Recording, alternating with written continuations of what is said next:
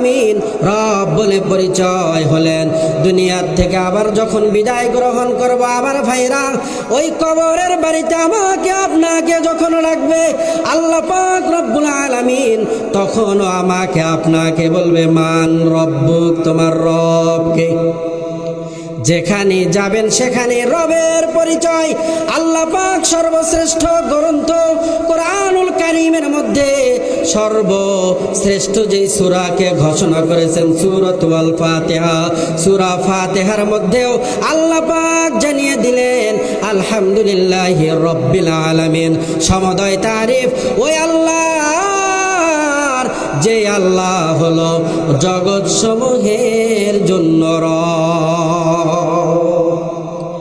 সর্বশেষ যেই সূরা কোরআনুল কারীমের মধ্যে সূরা নাস, আল্লাহ পাক এখানে আল্লাহ পাক বললেন কুল আউযু বিরাব্বিন নাস।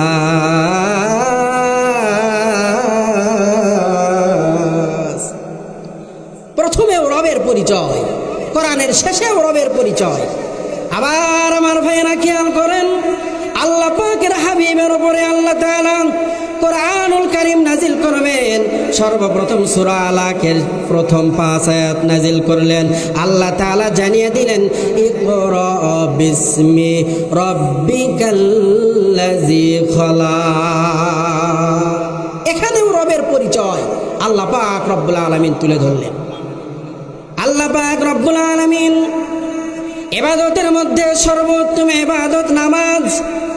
নামাজের মধ্যে যখন রুকুতে যান সুবহান রাব্বিয়াল আযীম, রবের পরিচয়। রুকু থেকে দাঁড়িয়ে যান সামি আল্লাহু লিমান হামিদা রব্বানা লাকাল হাম, এখানেও রবের পরিচয়। আবার সিজদাতে চলে যাবেন, সেখানেও আমার রবের পরিচয়। আল্লাহ পাক রব্বুল আলামিন বললেন আমার 3000 নাম বিআসমা, আল্লাহ পাকের 3000 নামের প্রতি বিশ্বাস স্থাপন করার নাম হইল ঈমান।